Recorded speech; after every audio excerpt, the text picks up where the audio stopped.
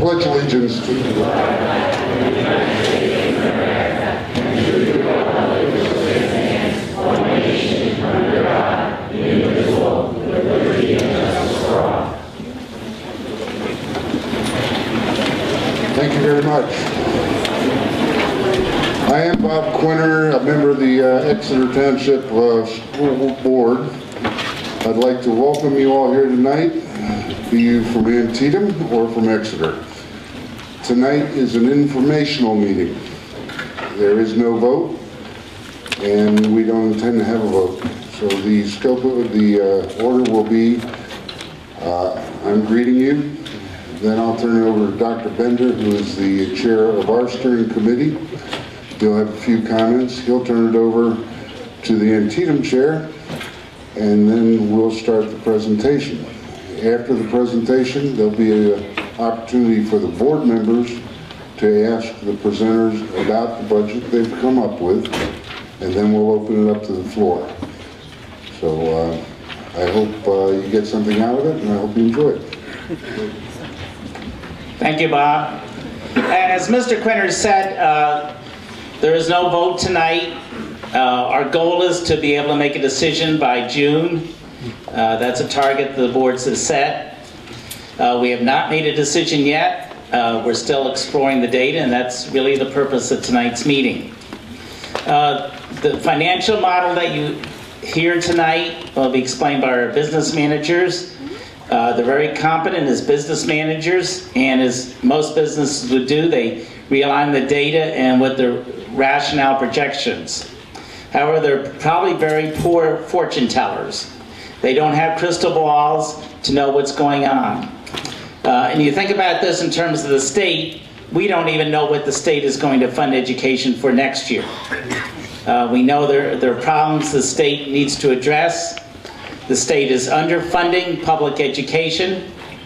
The state is not paying its fair share of local school budgets. And the state has not addressed the pension problem and the burden that the pension system is placing on local taxpayers. So just to introduce some of the long-term unknowns that could affect the budget in ways that we can't predict right now. After we hear the budget presentations, there'll be an opportunity for the board members first to make any comments or raise questions, and then we'll open it up to the public, again, to focus on the budgetary model that we're going to hear tonight. And again, this goes back to our previous meeting where the boards had asked the business managers, the administration, to come up with a business model of what a merger would look like and how that would compare, just looking at finances and the various factors that would be taken into account. So I'll turn it over to Antietam now. David? Thank you. I'm David Stauffer, and I'm a board member, and I guess I'm the chair of this committee as well. I really don't have much to say. I second the comments from Mr. Bender. That I think the business managers have done a good effort of putting together budgets that you'll see. It's been about 4 months putting together what the budgets would look like in individual scenarios and an emerged scenario. So I think I will just, without further ado, turn the floor over to the business managers. I think this will be done jointly by the two business managers. The presentation will be joint. First, it will start off with Tracy Detweiler, our business manager in Antietam, and then it will be followed by Ann Geidish, the business manager here at Exeter. So, without further ado, do you need this mic, or do you have?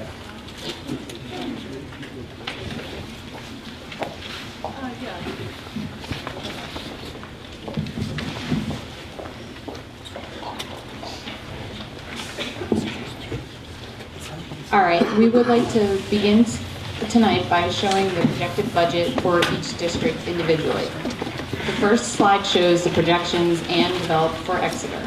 You'll notice in all 3 years the projected revenues are estimated to be less than the projected expenditures, which results in a deficit for each year. This deficit then negatively impacts the fund balance for the district unless additional revenue is made available or expenses are cut. Moving on to Antietam's budget, you will notice the same scenario of expenditures exceeding revenues in each year, thus negatively impacting the school's fund balance. This scenario is not new to either district, as it has been the condition of school budgets across the state for many years now.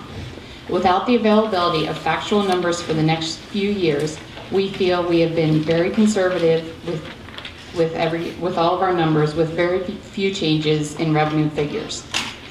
Real estate taxes include raising the millage to the projected adjusted index each year of 3%, with no other changes being made to local revenues. State revenues are shown as being flat funded, except for Social Security and retirement, which are reimbursed based on the actual wages paid and the contribution rates. Federal revenues are also shown as being flat funded for the next few years. As for expenses, neither district's projections assume any significant program cuts, but include the projected increase in pension obligation provided by the Pennsylvania State Employees Retirement System. And we'll review the additional expense information shortly. As a merged district, the projections will obviously still show expenses exceeding revenues, thus creating a deficit in fund balance. Adjustments to revenues and expenses will be made in a merged budget, which we will outline in the following slides. Just to note also, the one-time costs for the implementation of a merger have not been included in these figures, as they would not be made part of the general operating budget for each district. They will be addressed as a separate slide later. And before we go into the adjustments, we just wanted to reiterate our assumptions, which are local revenues. The real estate taxes have been increased to the projected adjusted index of 3% each year. Loss of revenue, reducing the Antietam millage to the Exeter rate, and minimal, if any, increases based on trend data. State revenues are, as explained before, Social Security and retirement driven by wages and contribution rates, and the rest are flat funded, and federal revenues are also flat funded. For the revenue adjustments, first the district's assessed values would be combined, and then a millage rate would be established. As was presented in the consultant's analysis, the millage rate could either be equalized or one district's chosen as the rate to be used going forward. The equalized millage rate, for if the boards would choose to go in that direction, would be approximately 34.2 and 35.3 for the first 2 years of the merger. For our purposes tonight, we have used Exeter's projected millage rate. This would result in an adjustment of the tax revenue due to decreasing the rate on Antietam's assessments. For the first 2 years of the merger, it is projected to be a $1 million revenue adjustment. Most of the other revenues would remain the same as a merged district. State subsidies may be changed due to a combined aid ratio, but we could not get a confirmation from the state on how they would be affected. And now I'm going to turn it over to Ann to go through the expenses.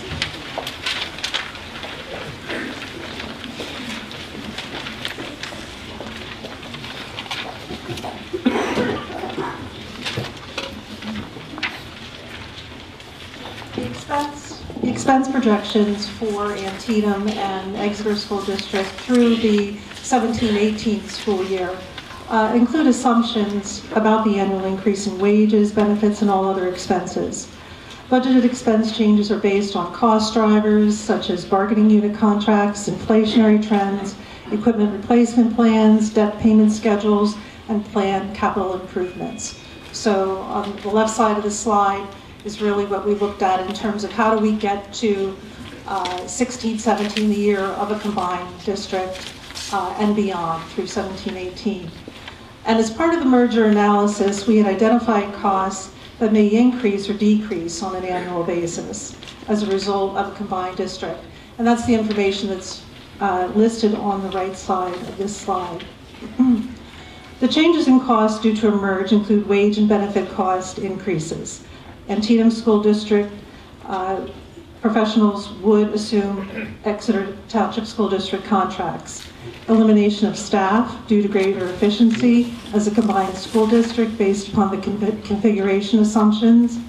There's a potential for increased unemployment costs if staff are eliminated and can secure other employment. And there's also the need to add specific positions to support the larger school district, and this will increase wage and benefit costs. Transportation costs will increase due to transporting at the minimum Antietam 9th through 12th grade students who are currently, the majority are not transported. Technology licensing costs may increase in a combined school district as conversion to the same platform takes place. Textbook costs may increase as the availability of courses is offered to a larger student population.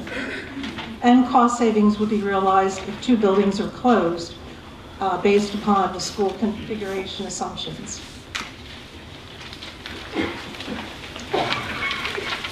The recommended school configuration is the senior high school, grades 9 through 12. The capacity is approximately 1,550. The student enrollment projected in 16-17, the year that there could possibly be a combined district, would be about 1,620. The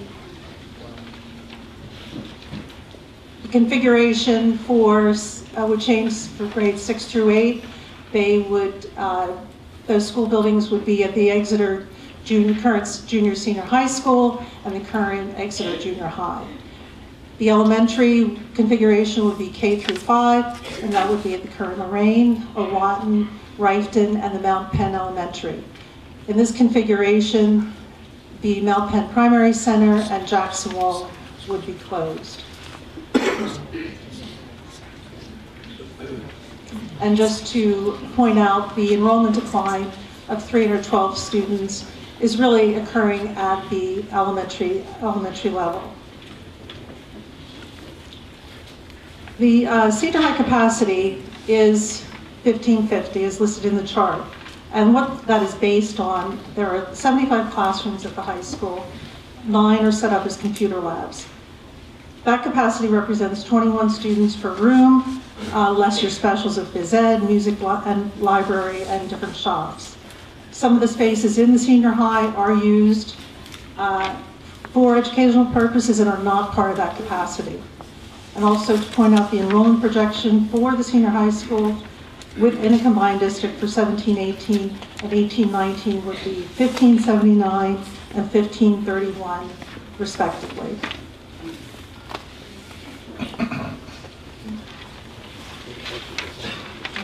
In a merge of school districts, Antietam teachers will move on to the Exeter School District Collective Bargaining Agreement. Pennsylvania law dictates that when 2 contracts are combined, the higher salary amount must be used. This analysis reflects the difference in salary schedules as of 2015-16. Exeter's contract expires June 30, 2015, so what we used were those salary schedules. At the time of this analysis, Antietam's contract was still under negotiation, so for purposes of trying to do a comparative analysis and what the actual incremental difference, we used a 2% escalation factor through 15-16. The projected increase in budgeted wages and related benefits would be about $508,000. Exeter Township School District also offers benefits that Antietam does not, and if these benefits are still part of the bargaining unit contract in the year of a merge, there would be additional cost to the budget in the amount of $104,000. Exeter's salary schedule also has more levels or more opportunity for salary increases as education credits are obtained. In a combined school district, Antietam teachers would have the opportunity to move to new levels if credits are obtained and receive a salary increase. This amount is projected at about $88,000. So in total, based upon the assumptions that we've made, it would add costs of about $700,000 to a merged budget. The impact of merging and what would happen to support personnel is not part of this analysis.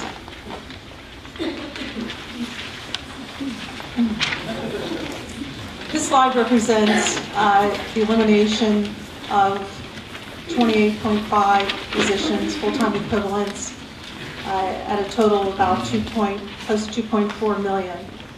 In a combined school district, staffing efficiencies can be achieved due to the duplication of central administrative functions such as superintendent, business manager, business office, and other secretarial staff.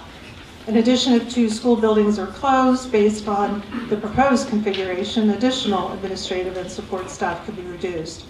The difficult part of this merge analysis was determining what efficiencies could be achieved in teaching staff. The figure of 12 teaching positions to be eliminated was a compromise of the different estimates made by each school district. This reduction is still under the assumption that the same courses would exist as in the current districts, as the goal is to provide maximum opportunities. The elimination of 12 teaching positions would reduce the combined district's budget by $1.1 million. All other staff reductions would reduce the budget by $1.3 million. And again, changes to food service staff are not included in this analysis. That is a separate fund from the general fund. Other staffing changes in the combined district. With a population of approximately 1,600 students in high school, there would be a need to add an assistant high school principal. In addition to the expansion of the transportation operation driven by transporting more students, transportation secretary's substitute driver would be needed. And that cost would be an additional $167,000 to the combined budget. If positions are eliminated, furloughed employees will seek unemployment benefits. The unemployment cost exposure would be for up to 2 years, and the projected annual amount would be about $367,000. And that's based on an assumption that 75% of the 28.5 staff members who could lose their jobs would seek to receive unemployment benefits, which the combined district would be responsible to pay for. Bus driver wage and benefit costs will increase due to the increase in routes, hours, etc. But for purposes of this analysis, all those costs are aggregated into a slide on transportation.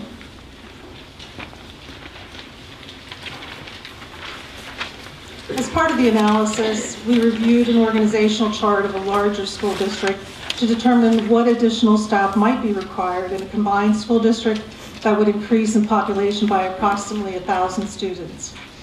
The following positions that are listed here on this slide were suggested by Exeter, but Antietam staff did not feel that they would be necessary in a combined district. These costs are not included as part of the analysis.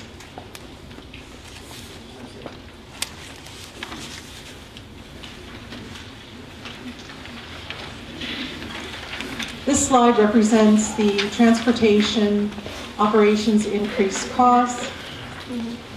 We're recommending to maintain a 3-tier system. Maintaining a 3-tier system would minimize the additional number of vehicles that would have to be added in a merged district if we would move it to a 2-tier. So based on the proposed configuration, having to transport at a minimum the Antietam 9 through 12 student population to the Exeter High School, routes will be expanded, some new routes will be required, and the fleet of buses would need to increase. The analysis reflects the addition of 6 additional transportation vehicles, which will be, the analysis reflects leasing them in order to have less of an impact on the general fund budget on an annual basis. The annual lease cost is projected at about $130,000. Additional routes, increases in hours and mileage due to more square miles to cover would increase operating costs by approximately $398,000. So, we're good at this. Here's the $130,000, here's the $398,000. In addition, state subsidies for transportation and state reimbursement of FICA and retirement benefits would increase by a projected amount of $171,000. So adding the additional costs of leasing buses, plus the operational costs, less the additional revenue we would get in subsidy, the net impact to the combined general fund budget is projected to be about $357,000.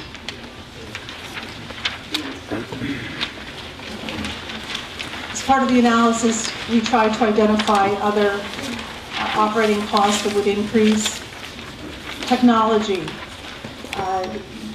and equipment costs, their potential for increase. The increase in licensing, maintenance, and renewal costs is based on the assumption that in order to align all available technology services in a district that would increase in size by approximately 25%, the total budget for these technology-related costs might increase by 25%, or about $90,000. Licensing arrangements in smaller school districts are probably different than those in a large district, and it's very difficult to ascertain what licensing costs currently being paid by Antietam would be a direct offset to the licensing needs of a much larger school district. Exeter is currently considering a one-to-one laptop initiative for a future budget at the senior high school, and in a combined district, the cost to provide one-to-one would increase by approximately $46,000, which represents an annual lease payment for 300 additional laptops. Facility operations. As part of the proposed configuration, the Mount Penn Primary Center and Jackson Wald Elementary would be closed. Therefore, there would be cost savings related to telecommunication, repair and maintenance, and supply costs. The annual savings is projected about $141,000. It's important to note that if these properties are not sold, there will still be ongoing costs to keep the buildings from deteriorating.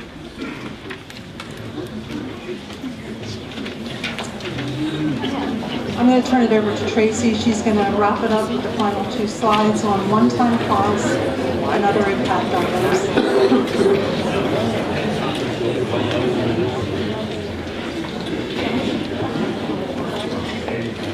This slide addresses the one-time costs that would be needed for the implementation of a merged district.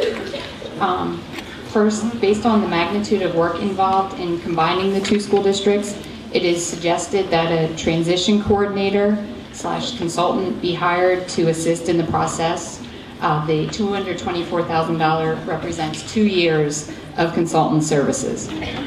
One-time technology costs that would occur in a combined school district are projected to be almost $210,000 and are related to internet content filter hardware, an increased cluster to handle expanded user storage, change in Wi-Fi, and engineering and wiring costs.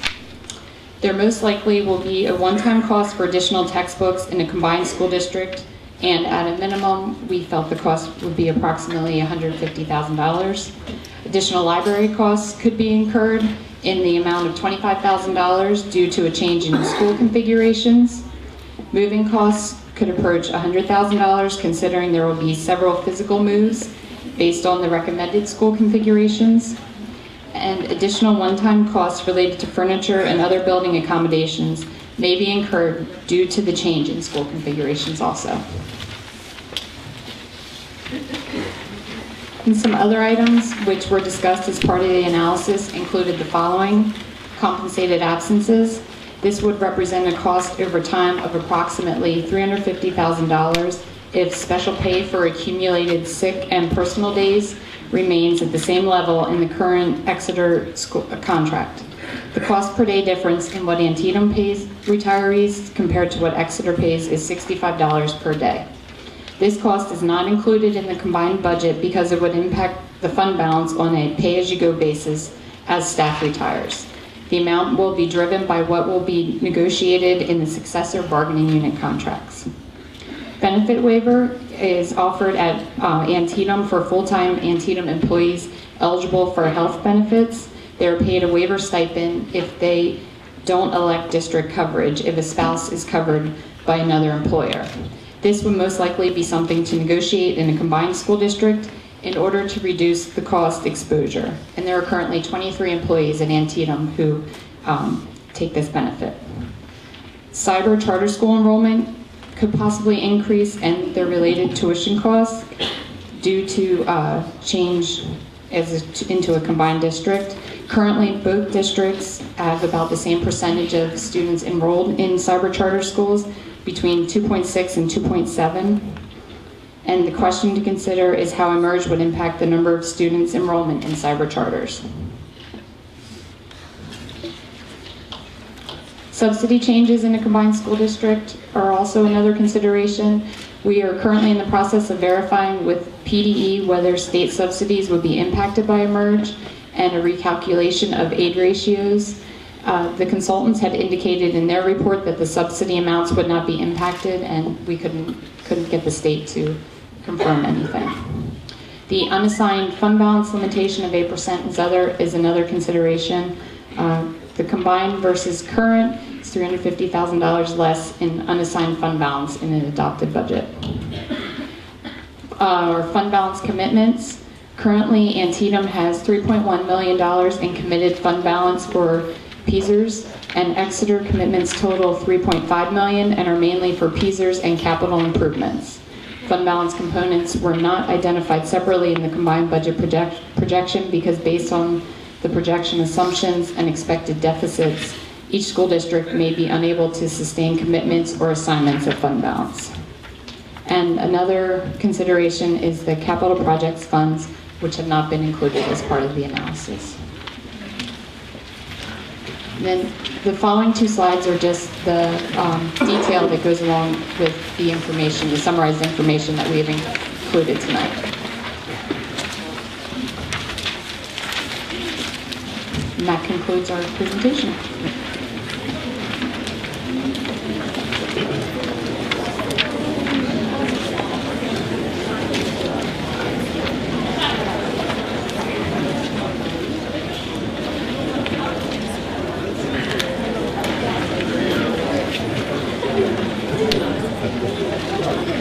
Now it's time for any questions to be asked by the board members. Do either of you have questions? Do any of us have questions to ask of the presenters?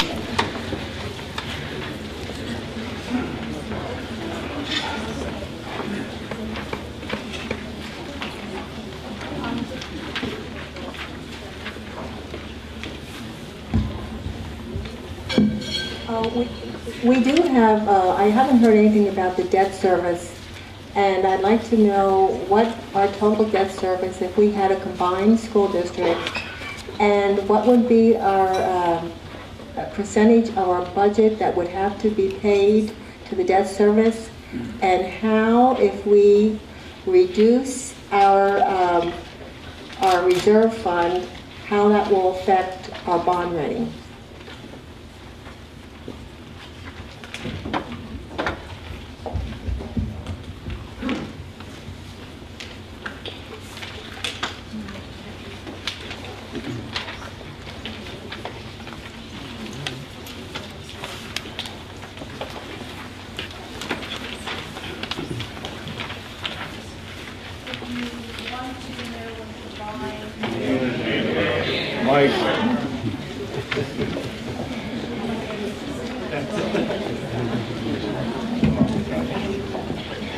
Okay, the debt service for each individual school district and in a combined school district will be found in the 800 and 900 object. That's the majority of those totals. Ours represent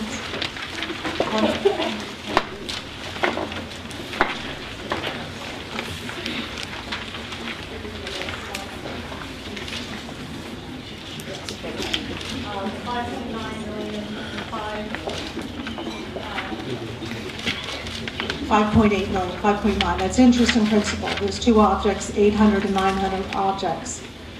And how much does it represent as part of the total budget?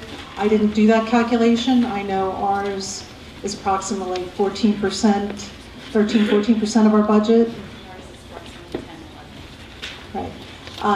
And your other question was what would happen to our rating, our bond rating? If we reduce our reserves. If we do reduce our reserves either as Exeter School District,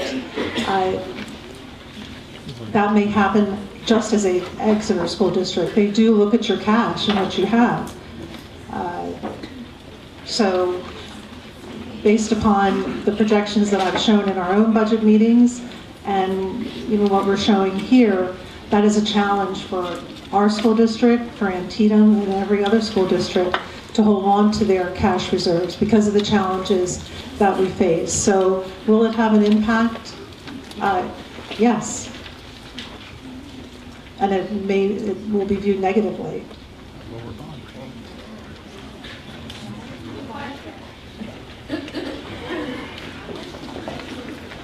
Any other questions? Tim? Let me see if I can cut to the chase on a couple of issues in these statements here that will end in a question. Some of you may not know, but I'm the most recently elected representative of Exeter School District. In my day job, I'm a professional investor. So I go through this merger and acquisition analysis pretty often. So let me just give you a little example of, in my world, how something like this plays out, and then comparing it to what I can see from the financial statements that were provided to me. When a merger or acquisition takes place in the corporate world, usually the hope is that the revenue line stays the same and that the two corporations are able to cut costs, usually pretty significantly. The goal is to try to get cash flow that could pay off any sort of debts, any sort of contingencies. And so overall, when you combine the two entities, they're worth more together than they are separately. You look at the combined entities not only in the context of the income statement, but you have to look at it in the context of the balance sheet as well. And that's going to be an important statement, or at least a question for me a little bit later on here. As I work through the numbers, and again, please understand I have absolutely no problem with Antietam at all as an entity. I'm just looking straight at the numbers.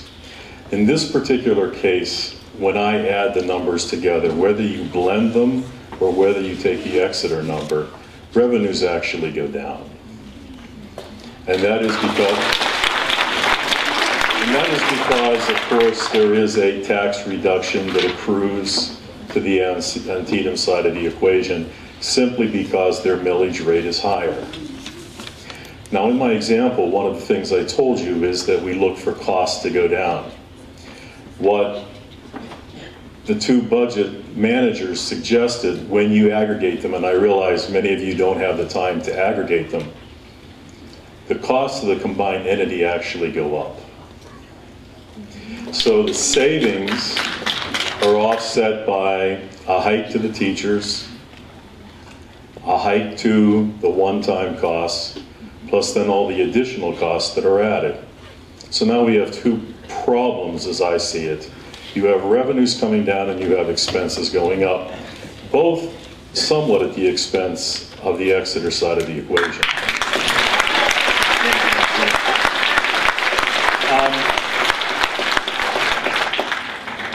The thing I want to say is also that I mentioned that you want to combine not only the income statement, but the balance sheet. And one of the things that you folks are going to hear a lot today, and probably as a rebuttal to my comments, is about fund balances. And they really are essentially the accumulated equity, the accumulated profit, for use of a better word, that the two school districts have after their many years in operation. The way that I see it, Antietam has something in the neighborhood of $4 to $5 million in a fund balance. And there's been some folks that have argued that that money can be used in the merger. Probably is true. But what I want to caution everybody on, and probably one of the things that hasn't been discussed at length, is that you have to look at both sides of the balance sheet. Exeter people would also be picking up roughly $19 million of additional debt. In addition, one of the things that's constraining us on the Exeter side as a board is the unfunded pension liability coming out of Harrisburg. That hasn't been put on the balance sheets yet. In fact, it's kind of running through the income statement. If you actually tried to calculate that, that would be another extra millions and millions and millions of dollars that we would be bringing over to our side from Antietam. Now, we have millions of dollars as well. But what I'm saying is that there's two hidden costs that we haven't talked about: the debt and the unfunded pension liability. And the final thing I'm going to say is this. This isn't going to make anybody my friend necessarily, but I'm going to say it. This isn't my decision. I act as a representative of you people. And so do these folks that are sitting up with me here, at least in my very humble opinion. It's going to take you to explain what your decisions are on this to these folks. I've gotten a lot of people that have come up to me, but it has to be by you communicating to these folks what you think about this. Not in a mean or harsh or adversarial way, but basically a yes or a no. So it's really going to come down to, again, you looking at what I just said as well as these statements, and then making a decision and telling these folks up here who are going to do the voting. Thank you.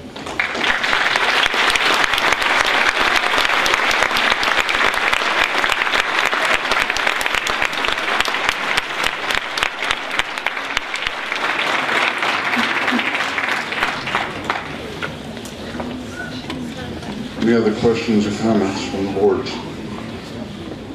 I'd like to say one other thing too. One of the things that I'm very concerned about is the empty two school buildings that is projected for savings. If anyone knows anything, it is this, and you should know. When school buildings are up for sale, the first people that have the right to bid and to buy those buildings or to occupy those buildings are charter school advocates, people that are running charter schools. Now, we have a problem, and all school districts have a problem right now with the idea of the advertising that is done and people fleeing our schools, and our children, which are the majority of children that we educate, are being denied taxation because it has to go to those school districts. I do not, and I don't think you do, want two charter schools, brick and mortar charter schools in our district. So that's a very big.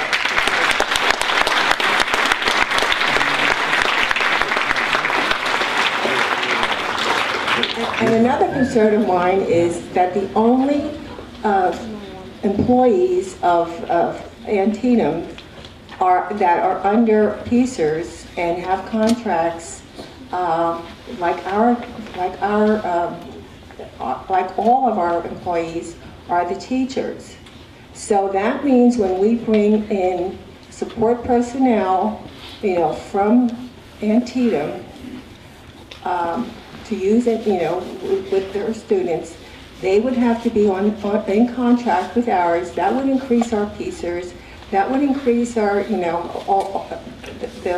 whatever their salaries are, and their benefits. So that would be an additional cost that we haven't been, seen here. Or we would have to privatize all of our personnel, which that are non-professionals, which I don't go for, because I believe when we have employees, they should be under our control. Thank you.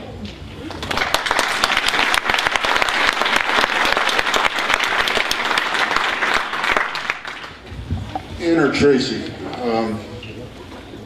we're talking the capital reserve. I know that Antietam, by the virtue of the size of their budget, was allowed to keep a 10%, and we were limited to 8%. Is that not correct? Yes. And did we plan in your figures to maintain that 8%?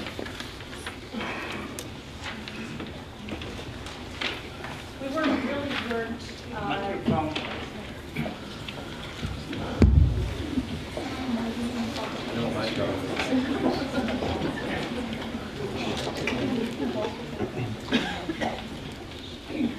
If you're following the numbers on fund balance and what happens through 16, 17, when we show the combined numbers, that budget alone, and assuming, based on all the assumptions we made, 3% tax increase, we wouldn't even be able to have an 8% unassigned fund balance because of the deficits that would be incurred through the years. Based on all the assumptions we made, we wouldn't even be able to achieve that with just a 3% fund balance. So you're talking the same thing that we're facing as an independent budget already? Yes, that's... Is it aggravated or is it about the same? Or, in other words, we've extended out our budget and realized that we're going to have this deficit, or that the reserves are going to be depleted. Is it a more rapid depletion or about the same, or? In a combined school district? Combined. Well, if you look at the bottom line there, the change in fund balance, the negative 278,000, that is the increase to the deficit when you combine the school districts. Is that more or less than we're looking at as a? It's more. It's more of a deficit.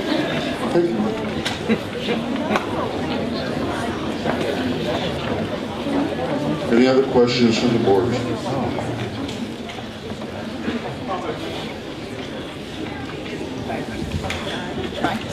Thanks, folks. Actually, a comment, and I'm hoping that this isn't stating the obvious, but we very rarely get a crowd like this, and I think it's an opportunity. This does not paint a pretty picture. And the thing that I want to share with you is, this is the picture with or without the merger. This is where public education in Pennsylvania is going, unless we see real reform in funding.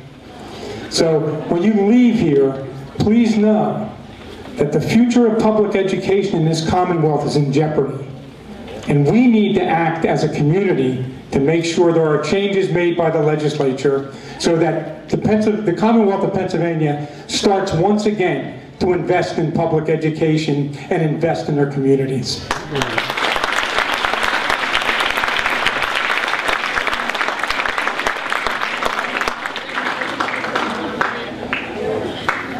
Just wanted to ask a question for some clarification on a few of the items that were presented this evening. First thing I wanted to look at was specifically, we have a cost for consultants. Could someone define what the consultants are going to do during the 2 years that they'll be brought in for a transition if that were to happen?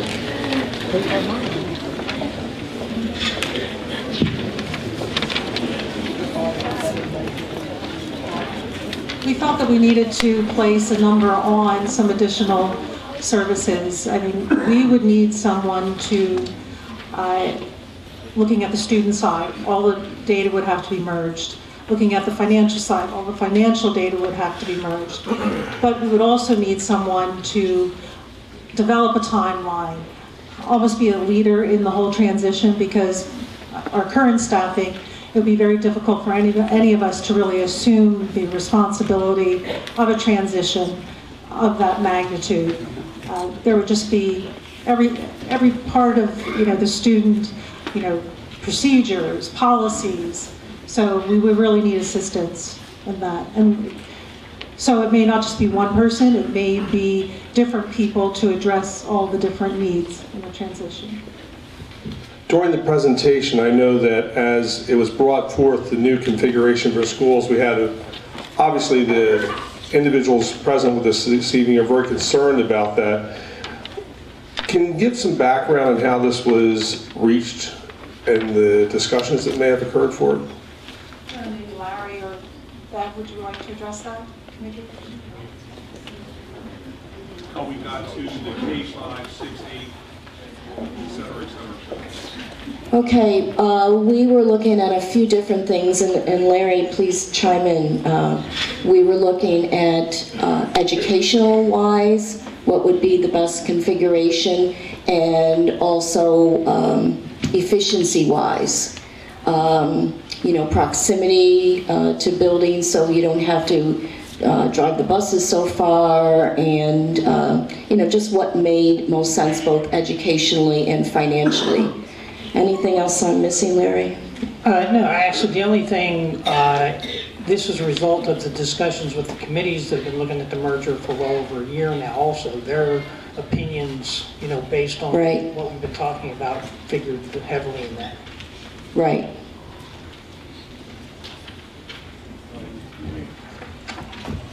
The last thing I noticed as was brought forth was the number of students that were going to be present in high school, and then we looked at the 312 additional students will be coming into the elementary school. If we're already looking at an increase of 1,620 over 1,550 capacity, which is 70, and the potential that the number could actually go up instead of down, as we saw the inverse happen at Wadham where the number went down instead of up after we built it. What's the guarantee that these numbers have any true, basis of fact? Because I'm really concerned with the fact that in the future, if we have a good school district, we will see a rising population. We're starting to see newer families moving into our community, which will obviously bring in new children over time. So it looks like if we do close a building, do we mothball it? How do we go about that? I think we have to be concerned about that. But specifically, first off, is that we have to look at that number at the high school, which is something I'm very concerned about. If we're already over budgeting students, I know that not every class has the exact same number of students per class.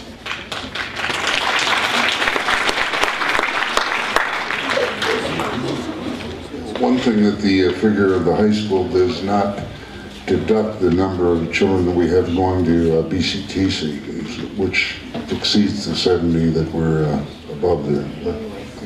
Another thing is that with the one-to-one initiative, assuming we move forward with that, we're hoping to recapture at least 3 labs in the high school to use as classrooms, so that would add a little capacity there. So.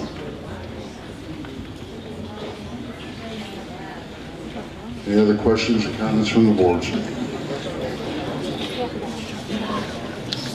Hey, Bob, I have a question. There are a lot of numbers that were put up, and there's a lot of good work, but some of the numbers were pretty quick. So I think a number of interest is the difference between the budgets of the individual schools versus the combined school. And I think on the last slide, is that $280,000? Yes. Okay. And that's out of $93–95 million budget, depending upon which year you're looking at. Is that correct? Yes? Okay. So the difference is a 0.3% change. Just to put that in perspective, if I'm interpreting that correct. Is that a correct statement, or? Thank you. Anyone else?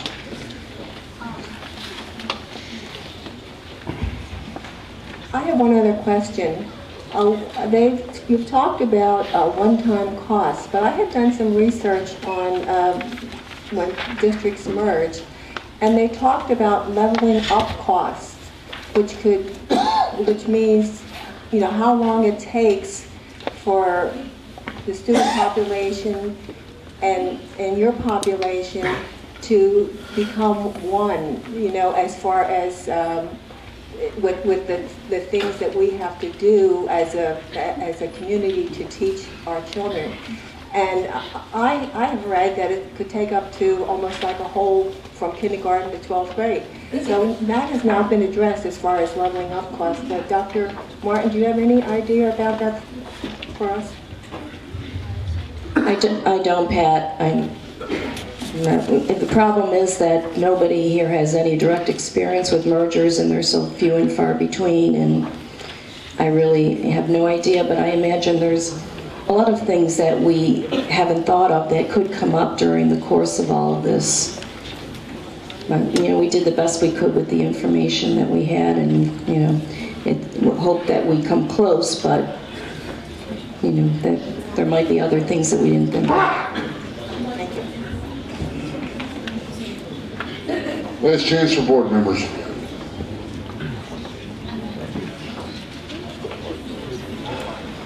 Since there are no further questions from the board, we'll open the floor to the guests. If you will come forward, state your name and address, and then make your point, we'd appreciate it.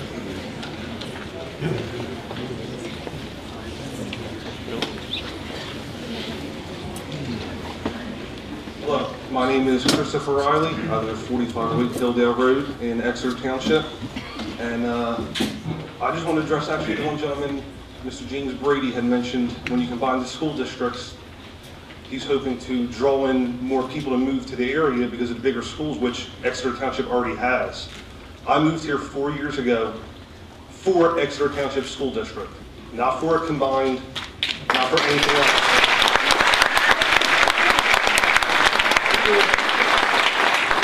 Myself and my wife did almost a year's research before we moved here to every township in Berks County, and we chose Exeter Township for Exeter Township schools and Exeter Township teachers.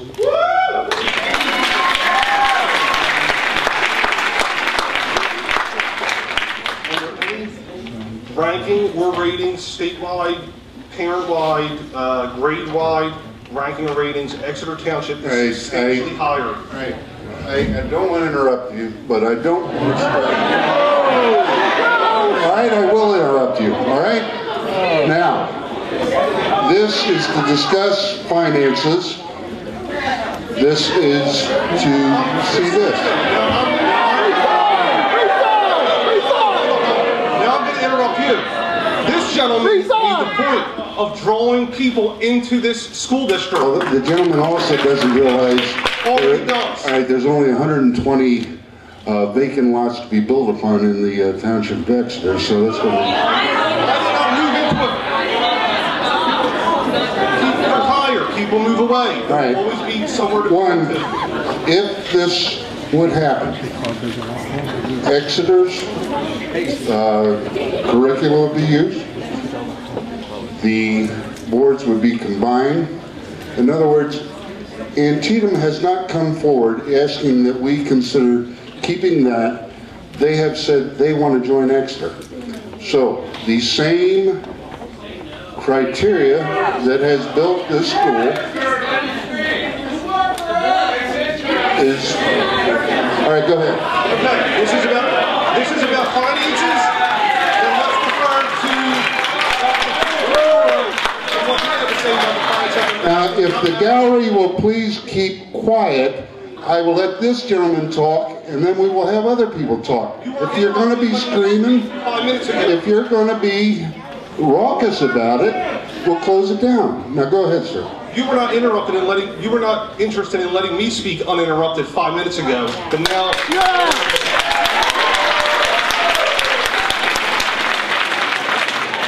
The exact words were, then I will interrupt you. And I will interrupt you. I am tired of any attempt to say that the Antietam School District puts out a poor product. Excuse me, I have, wait a minute. I have PSSA scores. I have great. That's all right. We have that. That's not what we're talking about tonight. Then let's talk about the finances, how the math does not add up. Talk about the finances. This gentleman just told us all that the math does not add up. It is the gentleman brought some questions up. The gentleman brought some questions up. It is not fiscally responsible for us to merge with Antietam School. Also against Antietam. People are people, doesn't matter where you live. I have nothing against the people who live in Antietam. I'm not saying you put out a poor product. They're not a product, they're children. That's exactly right.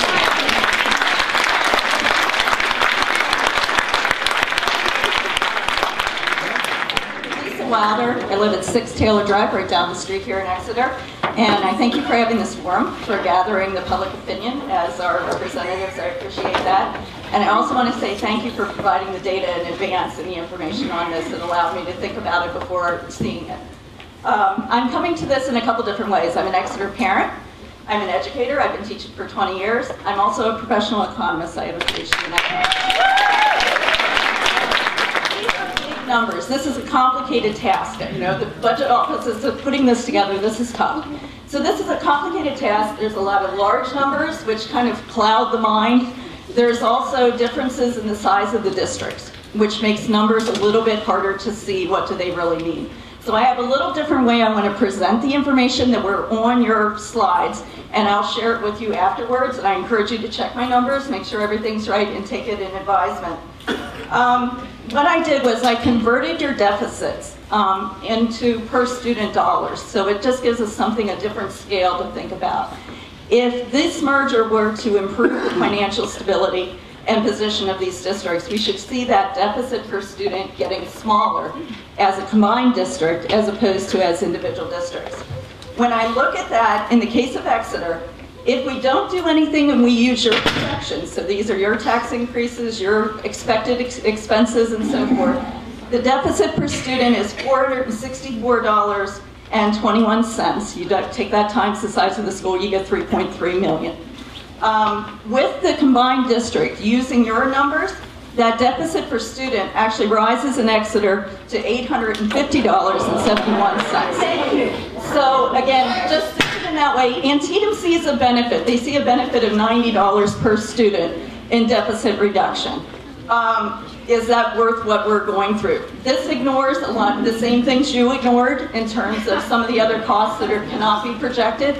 It ignores the one-time startup cost to make this happen, which comes to about $158 per student as this startup fee. So anyway, I wanted to know, I've been waiting for the bullet list to say this is a really great idea because, and I still, when I did the numbers in the financial side, which I thought that must be where it is, I couldn't find it.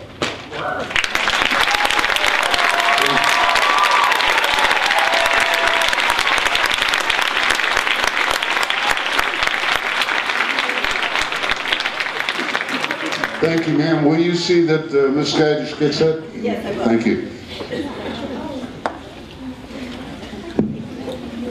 My name is Phil Kaufman. I'm at 32 Longview Drive in Exeter. When you were saying about doing only numbers, I will keep it to just numbers because I had other questions I wanted to ask. In this presentation, I saw over $600,000 of costs that we said we're just not going to include it. We're not keeping track of that. I've been doing mergers and acquisitions for over 25 years. It's what I do for a living. Every one of those costs that you said we're not including, double it, because it's going to happen. Everything you do in a merger and acquisition goes up, nothing goes down. And the thing that's really neat about it is my stuff, I watch people get fired. They lose their jobs when I get done. I'm not seeing that. The benefit to this is nil. I see nothing beneficial to me as an Exeter resident. I have a son, I chose to live here, just like the other gentleman. I look at it, schools get rated throughout colleges and everything else. And the bottom line comes down to, an A in Exeter right now means something.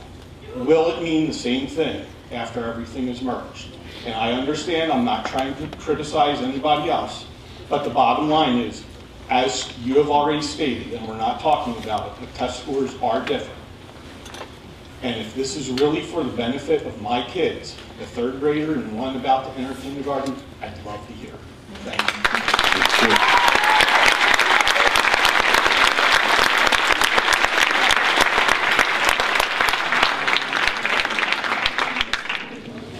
My name is Kim Whittick, and I am from Mount Penn. I live at 110 Mayor Street. I think it was 2 years ago, or maybe it was last year, when the initial consultants presented their PowerPoint. The thing that struck me the most, and the thing that scared me the most, was, as this gentleman said over here, the state of education in Pennsylvania.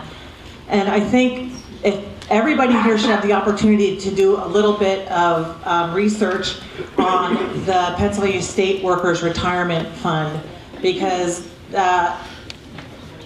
I just did a quick search to see where it's at right now. And right now, Pennsylvania's assets, the deficit for paying off the Pennsylvania State Workers Fund is at $47 million. And in 5 years, It's going to be at $67 million. It's going to be higher. Billion, I'm sorry, billion. So all of our taxes are going to go up. I mean, I know that Governor Corbett has supposedly made some type of a proposal to reform the state workers and retirement fund. And anybody in here who has children, we want our teachers to be paid well. We want our teachers to have a retirement plan. We want our teachers, I mean, I give my children to teachers like 8 hours a day. They're molding my child. I want them to have benefits. I want them to have a retirement plan. I want our school, both of our schools, to have a retention plan. But let's not go into this with blinders on, regardless with what school district we're on. And I'm not going to make the decision anyway. My kids are still going to swim with your kids in the summer and play softball with your kids in the fall and play soccer with your kids in the spring. But regardless, the Pennsylvania state education system is a mess. And the reason that we're here is partially because of that. And I don't want Exeter to think that you're not going to be headed, probably not to the degree that we are, because we are landlocked in Mount Penn. You guys have some expansion to make. But don't think that you're not headed there at some point if there is not huge reform at the state. Thank you, ma'am.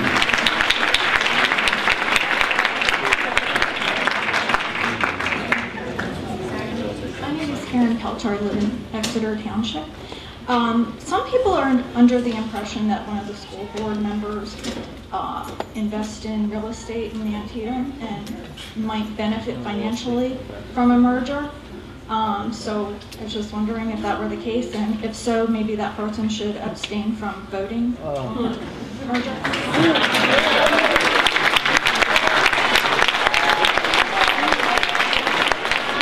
Does anyone have any investments in Mount Penn? No, I don't. And I don't teach there. I was a sub there, and my kids don't go to school there. And I graduated from Exeter, and that's. I think that addressed most of the BS that's on that website. Thank you. My name is Phil Cosgrave. I live at 122 Limestone Drive. I'm an Exeter Township resident. From a statistical point of view, Exeter Township residents, if you are not in favor of this merger, please raise your hand.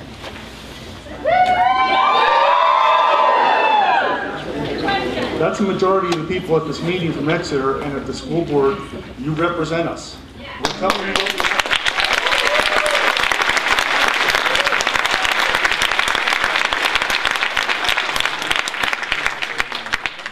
If you're asking us what you want to hear, what we want, this is what we want. Vote a referendum. Yes. One more point, please. One more point. My message to the public is, I'm a realist. I see the numbers, but I'm a realist. Okay, I live in the real world. If you don't think that your real estate taxes will go up because of this merger, you are naive.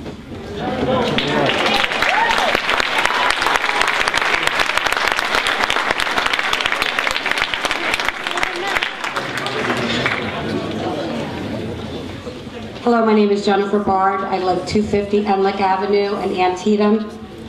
I come with just a couple of bullets. One, I am an educator. I've been a teacher for 20 years, and I'd like to piggyback on what Mr. Giesinger said. PSERS and the pension reform, it's going to be here forever.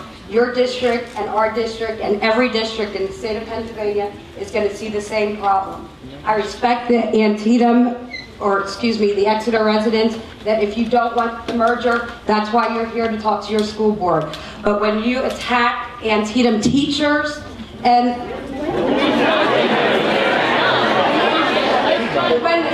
when statements are made that seem offensive to Antietam teachers, and yes, please let me finish. But when you talk about the students and the PSSA scores, it's everywhere. Our district is just very small. That's it. That's it. And I also have a husband, and my in-laws are lifetime residents. of Exeter, and they've been saying the same thing, that the merger would never happen in the 20 years or 30 years that it's been going on. I understand.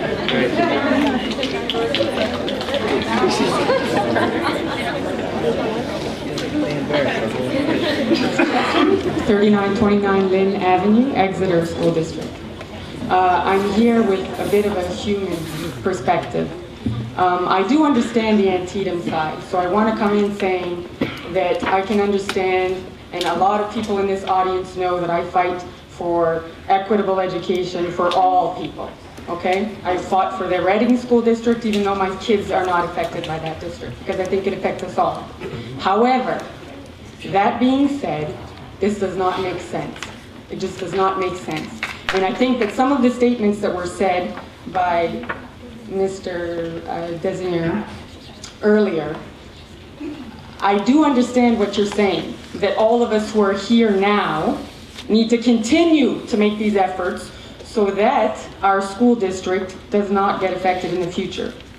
But at the same time, everybody here is going to fight for their community, their family, and that's what we are doing here as Exeter residents.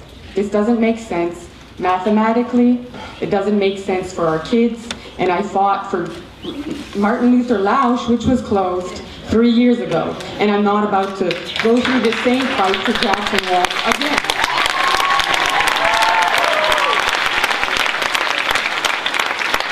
Some of you may remember, and some of you may be upset with me still for the scuffle that I brought up for that meeting, but we are not going to stand here and let you guys make decisions that do not benefit your constituents. We are the ones that elected you. Please keep us in mind.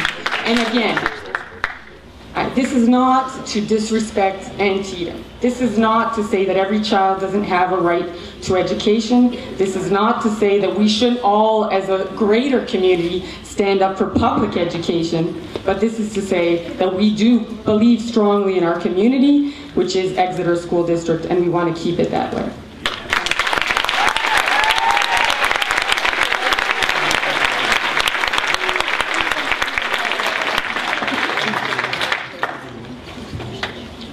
I recently read a book about public speaking. The book is entitled The Art of Public Speaking, written by Dale Carnegie. One of the points that Carnegie stresses in one of his first chapters is that you should look to speak the truth rather than talk about egotism. And when I learned about the meeting about a month ago, I was thinking to myself, what I want to do is I want to make a great grand speech that everybody will remember for the ages. But the truth is that I loved my time at Exeter Township School District. I know my father did, and I know his father before him. Every single person in my family who has gone to Exeter shares the same opinion. So let me be honest in saying that I hope that the Antietam-Exeter merger will go through. I hope that every Exeter student and every Antietam student gets the same opportunity that I had attending from first grade to my senior year. It is my belief that Exeter has given me the skills that I need to be successful in college, the real world, and possibly public speaking. The abilities that my teachers stressed in classes that I took gave me the tools to be a sales assistant at Boscov's, to work in a state representative's office before I was even 18, to take part in an international relations conference, where myself and 5 other students secured 6 spots for regionals international conference. The truth is that I wouldn't be the same 18-year-old kid standing before you if I hadn't had teachers like I had at Exeter, if I took different classes, or if I went to another school. And I think it's for me to say that I got a lot of what I wanted from my education. And I wouldn't trade my place for anything. Now Antietam is asking for their students to have the same opportunities that I was given. I say, let's bring them aboard. Every single student in this great country deserves the same education that I got. So if Antietam is coming to us, asking us for the sake of their students' education, I say that we have a moral obligation to see that happen. I know that there are plenty of parents that are just like my own. They look at their pay stubs and think it's going to be a tight year after their property taxes. And I myself have begun to realize the harsh reality that taxes have on my low wage. It's frightening. Many of you fear that this merger will result in higher taxes, lowering of property values, and decreased opportunities for students, especially those already in Exeter schools. I look at the merger and see the opposite, though. Multiple times, the board, especially board president Mr. Quinter, has said this merger will be revenue neutral, and obviously, we didn't see that happening. And that's unfortunate. But I think that we're ignoring what the most important thing here is, and providing the education that all students deserve, and that's exactly what I think that we're trying to do here by merging. From a long-term perspective, the school district will only grow and succeed financially if it's educating strong students who will become tomorrow's entrepreneurs, business executives, teachers, computer programmers, police officers, firemen, soldiers, and tradesmen. They will all remember how they got started in a school district called Exeter. We only have to gain from the students like myself who want to settle down here, have a family, work hard, make a good living, and retire comfortably. Those are the kind of students that we need to educate, whether they be from Antietam or Exeter. That's what I want. But how could I possibly enjoy my own success when I see my neighbors from Antietam saying, my kid loves their school? But when I look at Exeter and I see the larger class selection, the broader curriculum, and the surplus of after-school sports and clubs, I'm disheartened that I don't have the liberty of sending my son or daughter there. I say to all the board members, the attendees, the members of Exeter and St. Lawrence communities, our neighbors have asked us for help. What will our response be? I hope that we extend our hand, not hit theirs away.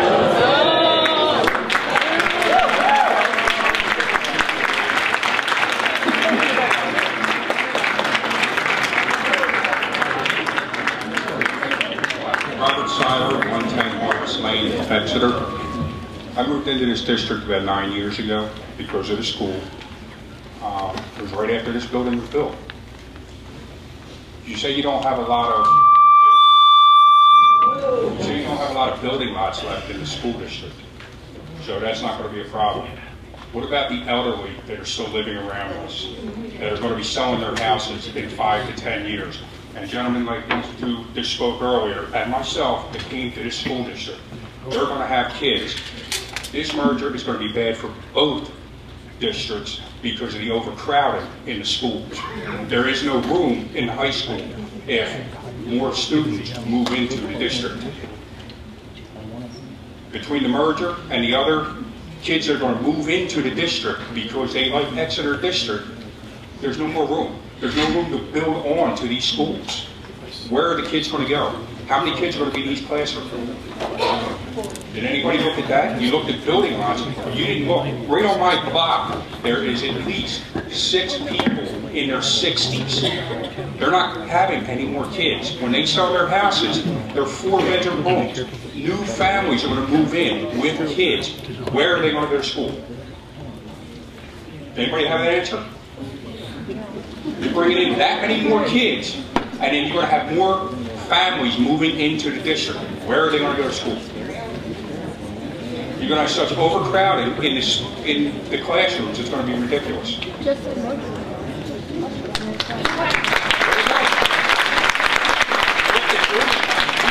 I've been preaching that for years. You didn't look at the age of the people that are living in the district. I'm one of them. Moving out. I'm one of them. Where are the kids going? Where are they going? Antietam and Exeter. Overcrowded.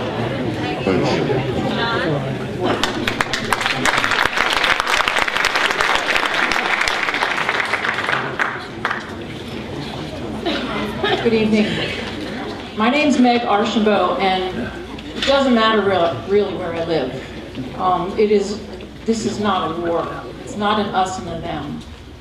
In my opinion, it's a bigger picture. The bigger picture doesn't include whether it's my win or your win. It's the bigger picture overall. It's the future of our education system in this area, which doesn't end in 2018 or 2019.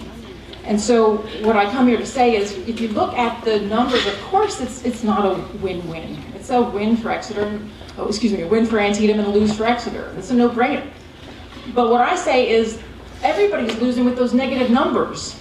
And that is the problem. And so we have to, as a community, look at a solution, and part of that solution is looking at where does the limited thinking come from. We are limited in our brains. I included. I say let go of the me and the we, the me and the you, and let's focus on the bigger picture. How can we reform the education system, but not looking for handouts and not looking for anything from the Pennsylvania Commonwealth? How can we look inside ourselves? Change starts within. We know that. We need change in the world. Let's start here. Let's start within ourselves, change our own limited thinking, and start now. That's the best way we can do it. So thank you.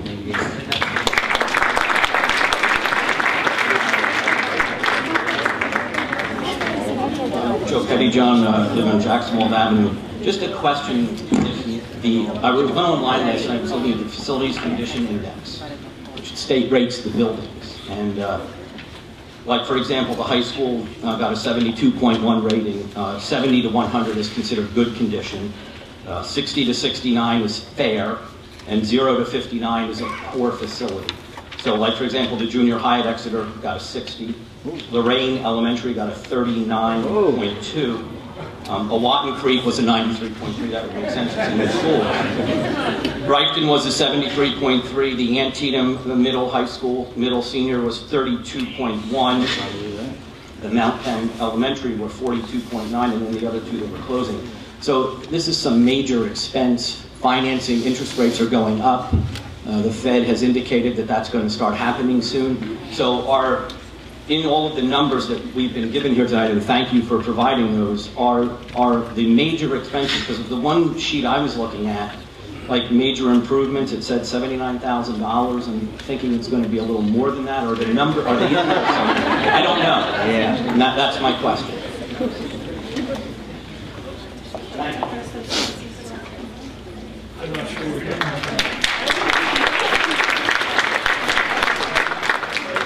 Just to address his question about the capital projects, each district has separate capital project funds, different balances.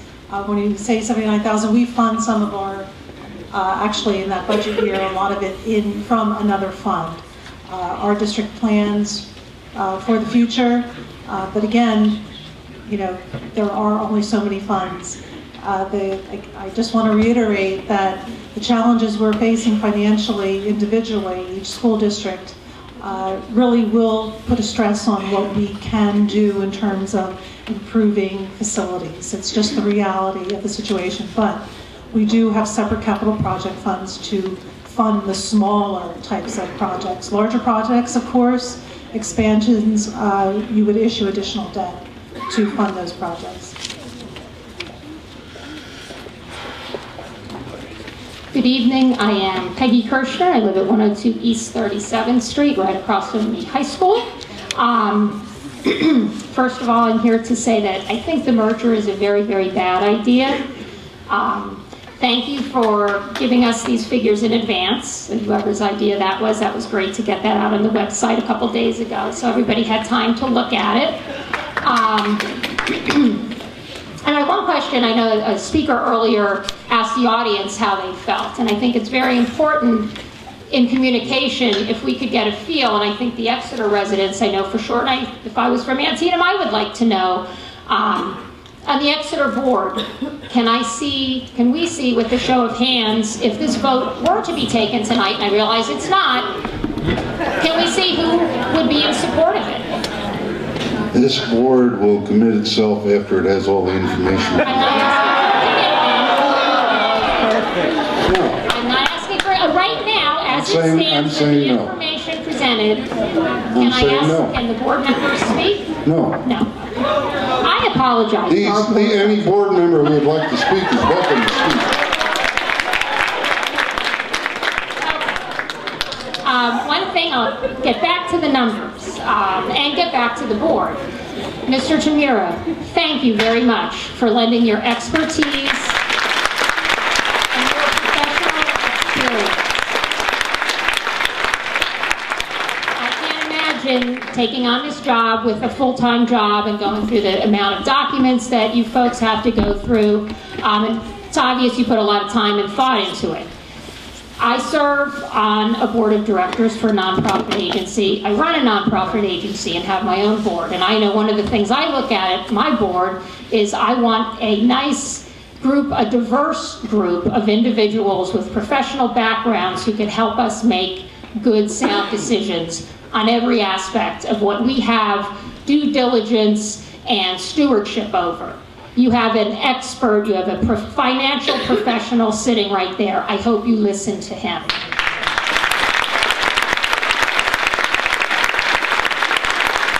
Now, the constituent who spoke tonight, who also put a lot of her own time together, another professional, an economist, who's showing you that these numbers just don't make any sense for Exeter residents.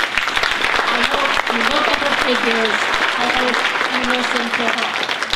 This is what I would do. This is what I think anyone here would do making any kind of decision. If you've got professionals willing to give you their time and expertise, it's foolish not to listen to it. I would like to ask a couple things. I know at one point, months ago, there was some talk, and just kind of common sense would say, a merger is a big, huge thing. I think the numbers are not looking good for Exeter at all. Are there some smaller things that you could do to possibly have some cost savings? If you're looking at, clubs, purchasing things, training, sharing different things among the districts. If you're looking to cut costs without uprooting students, and doing the whole huge merger. Is that being looked at all? No, it's not. So she just said it's not. Right here. I didn't say, she said. Thank you. I believe, wait a minute, Dr. Martin brought that up early in the effort. Okay. And that is one of the considerations. Okay. All right? Okay.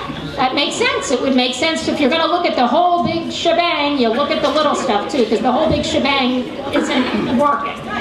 Another question I would have, one of the slides, at page 13, I believe, was a slide where it said that Exeter and Antietam did not agree on some of the positions.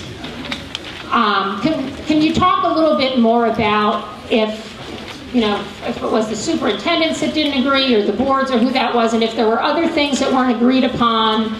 And yeah, I could speak to that, and Dr. Mays can as well. We came up with individual figures regarding a merged district and the potential for savings through reducing positions.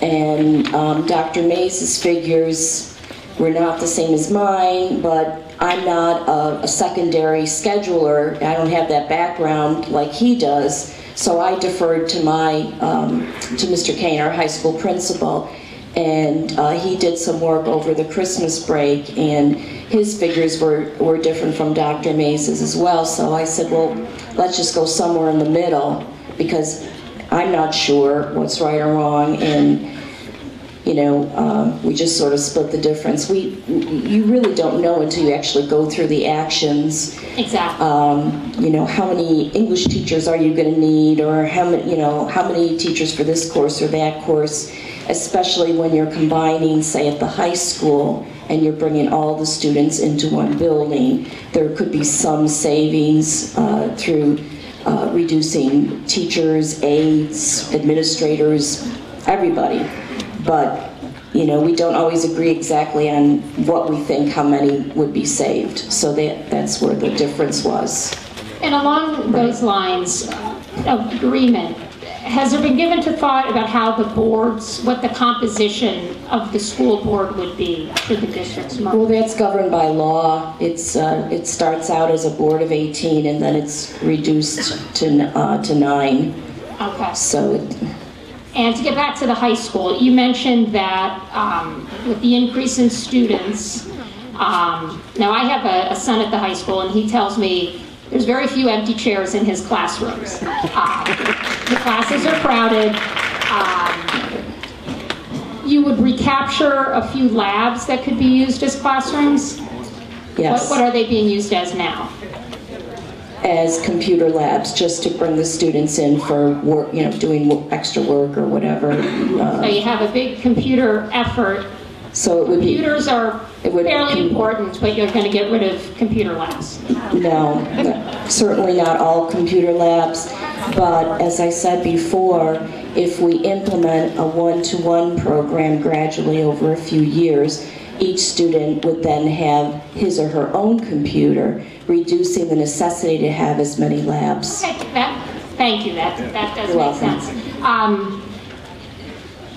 This may or may not fit the bill of numbers talk, but numbers of kids, it certainly does. I know busing has been looked at. Has traffic and issues around the high school been thought about at all? Safety, I have, 2 children within half a block of my house get hit by cars in the last 3 months. Fender benders on a monthly basis. I think, safety, and I know we're not talking about the kids here tonight, which is interesting. We're talking about numbers. But I think we need to keep that in mind as well.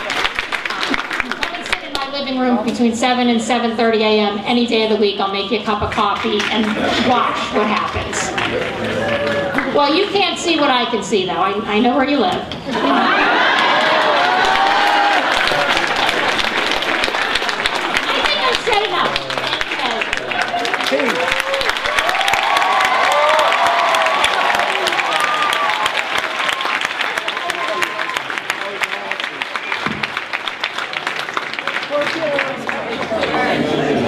Good evening, my name is Linda Strain. I live on Daltrick Road.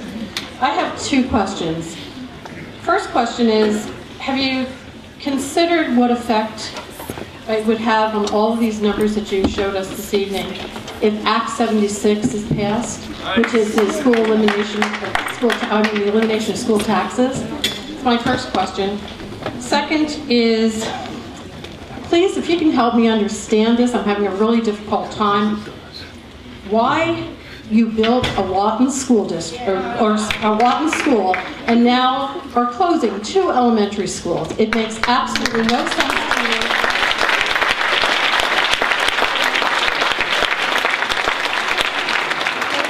Questions. Okay, Act 76, we can't count because we don't know about it. In other words, no law has been passed. So these figures are based upon current conditions, and no one on this board doesn't want something done about property tax. We all pay it, none of us like it, but it's how the state tells us to do it. So when the state tells us to do it differently, we will all applaud and march on very smartly. Now, why did we build a Whatton and then close an elementary school? One, we're not talking about in the combined district, we're talking about closing the primary center up in Mount Penn and Jacksonville. When we had the state projections of population prior to building a Whatton, now you got to remember Whatton took 7 years before we even got shovel in the ground. We took the state calculations of what the population is going to be, and we built to meet that. If the population census of the schools exceeds what you have capacity, you can't build the school in 2 years.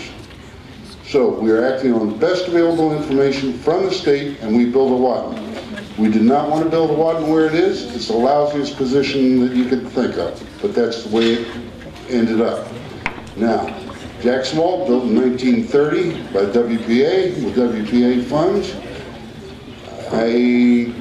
There's a few of us in this room that may be approaching that, but that age, but I'm not. And someday Jacksonville's going to be closed.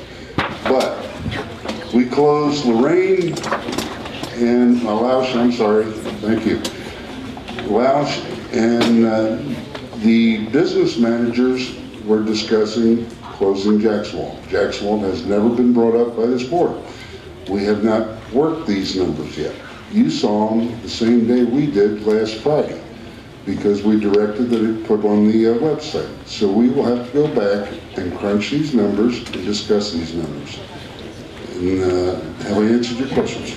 You have answered the question. However, I'd ask you to keep Jacksonville open at all costs. These kids have been shuffled from school to school, and it's just not fair to have them to another school. The other thing is, I would ask you to just kind of spend a little bit of time. If Act 76 does get passed, how is that going to affect us? Is it going to be adversely, a lot more than it is now, or is it going to be better? From what I understand about Act 76, we would be funded at the same level we are now. So it doesn't impact. Thank you. Yes, ma'am.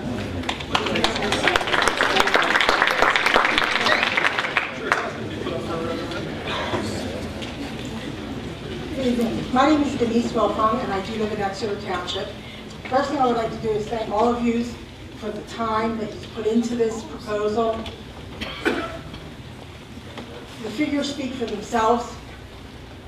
It's not financially responsible for the Exeter Township residents. But I also want you to think about the children. When I moved to this school district, like people who said before, I moved here because of the schools. I moved here right after Reichten was open. It was the first year that Reichten was open that we moved here. In that time, we built a Lawton Creek and we remodeled Exeter High School. Okay, so we've already shouldered the burden of these improvements. Now you're talking about closing a school. In the merger, 2 schools.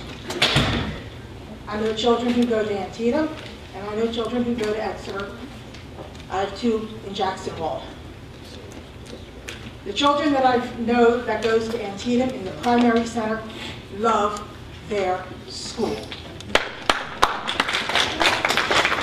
My children that go to Jackson Hall, when we moved here, we were going to go to Lausch. And all of a sudden, Lausch was closing because a Lawton Creek was opening. And they got moved to Jackson Hall. My children love Jackson Hall.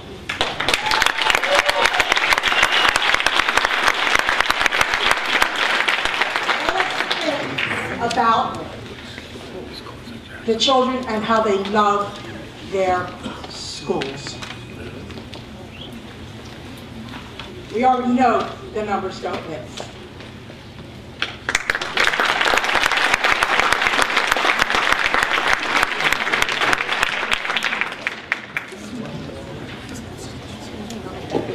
Hello, my name is Robert Bechtel. I live at 445 West Neversink Road in Exeter. And this is a very important issue. Why don't we have a voter referendum? This is too important to have biased board members vote.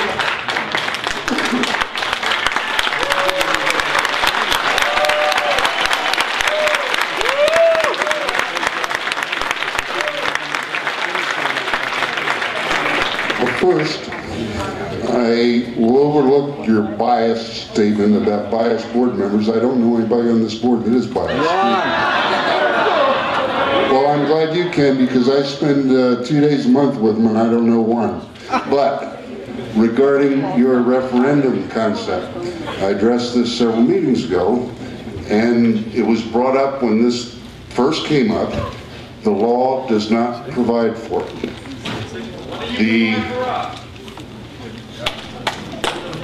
It was a referendum 20 years ago. No, I am telling you, it cannot be a referendum now. And because the law says that the 2 boards will make the decision. The only way, you can only get a referendum if it's binding. Talk to Debbie Oliverian at the elections office. Pardon me? Let's have a binding vote. No, because that's contrary to the law. The law says that the 2 boards will make a decision, and making a recommendation to the state school board, who makes the ultimate decision whether the 2 schools are combined. So, unless we have a binding referendum, it cannot go on the ballot. Ask Debbie Oliveri and check it out. Let's have a binding referendum. No, we can't. Did I not just tell you that? It's against the law. These 2 boards... One 20, 30 years ago. Because the law probably changed, Bob. I didn't change the law. I'm just telling you what the law is now. Okay? I can understand that. Okay. Thank you.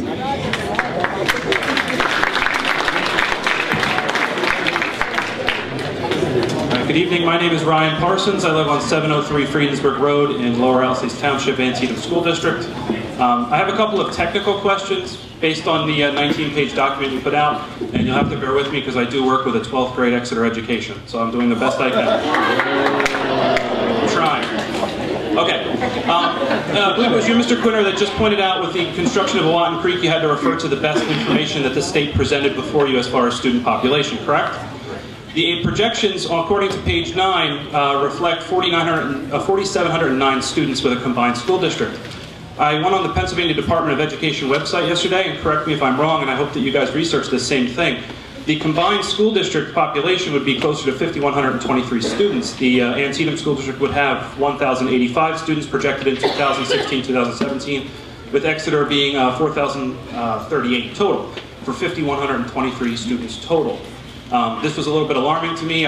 Maybe the information presented is correct. I'm not sure. I don't know what Exeter's current student enrollment is, or Antietam's for that matter. Maybe if you choose to comment on that, you can. But it's about a 9% difference in student population. So I think it's something worth looking into, at least, if nothing else. So that's my first technical question. My second technical question was in regard to the deduction of teacher salaries. There were 12 teachers being proposed to be deducted at a value of $95,000 per. If I'm correct, and the best information that I could find on that for Exeter School District is the average teacher salary with benefits is about $85,000. It's a difference of about $10,000 a teacher. The information I'm getting is based off the Pennsylvania Department of Education website, so I don't expect you to have an answer now, but I hope it's information that you'll digest and review.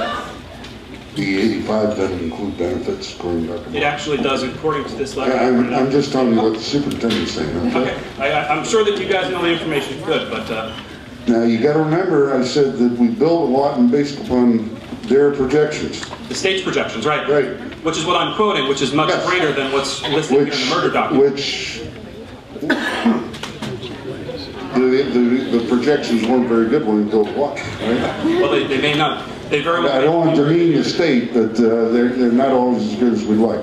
I think a 9% gap seems to be pretty... Sir, our projections are based on the actual kids we have now. So in other words, the 4th graders would be in 7th grade, and the 8th graders would be in 11th grade, et cetera, et cetera. So we're basing it on actual bodies that are in the 2 school districts.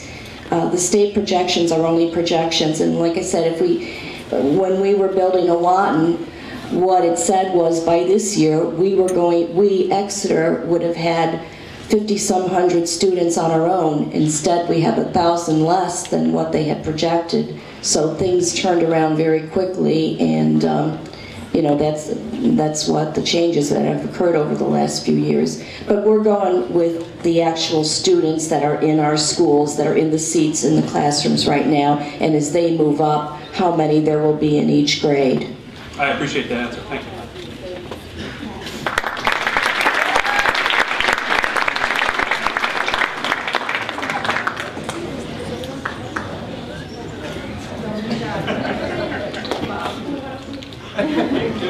Go right ahead, young lady. Okay, I'm a student at Exeter-Antietam.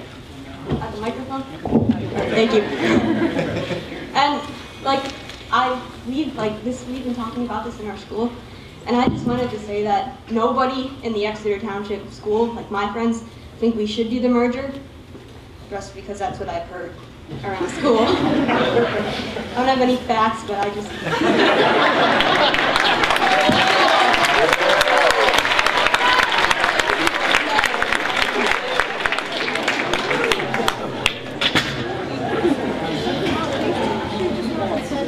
My name is Pringle Terry, and I would like...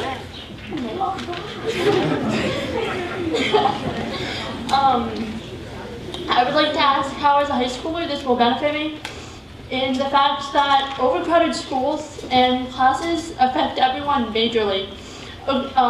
Based upon the Bridgeport Child Advocacy Coalition report, the benefit to smaller classes are as the following. Improvement SAT scores, high rate of high school graduation, including graduation with honors and attending college.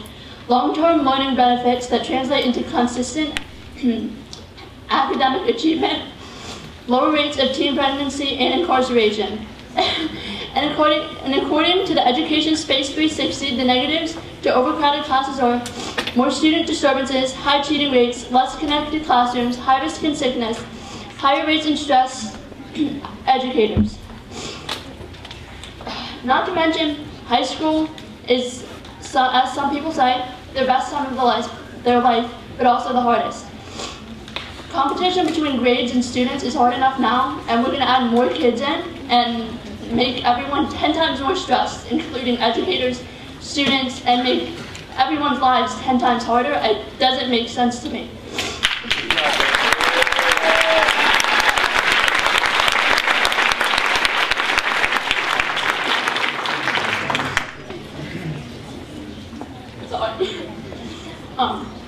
If you tell me this is the morally correct thing to do, I want to ask you this. Is it morally correct to cut jobs of hardworking people? And is it morally correct to make students' education harder because our futures are at risk because more students are coming in? And is it the right thing to do to raise taxes and make people who have hard lives and are trying to get ends to meet already, like, even harder? It doesn't make sense whatsoever.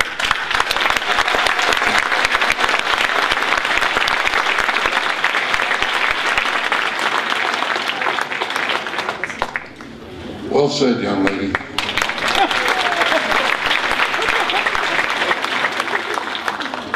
Well, I would just like to point out, I actually didn't know this, but Mrs. High, she does a lot of things with Exeter. You probably know her. She's a great sub and is just involved with everything.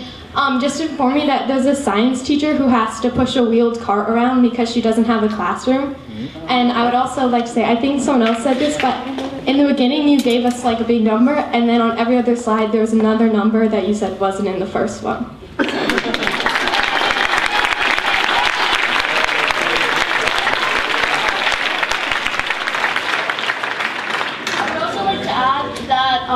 While you were presenting this lovely thing, presentation, I don't know if you realize, but no one can read this at all. No one. Like, I think I need binoculars. No one can read the numbers. That's why we had it put on the website so that you'd all have it available. Now, if I can address a couple of your concerns. You talked about overcrowding. Now, you have to remember that that total number does not include the students who go to B, in other words, the BCTC students would be deducted from that. So that And I don't know if you realize this, but many families who, if this merge does go through, many of these families are going to leave, so you won't have a district to withhold anyways. Now, you talked about overcrowding the school. In Mrs. Geider's presentation, she said 21 people to a classroom, which is, I think, are a little now for her. I know, but that's the criteria she utilized in making up the figures. Now you're getting mad at me, huh?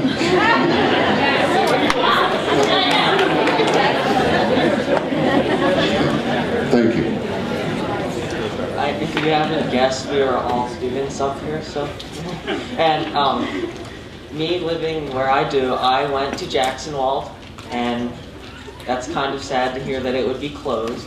But I just have a question about what would happen to the schoolhouse on the school property. The one-room schoolhouse is near and dear to my heart. We would work something out with it.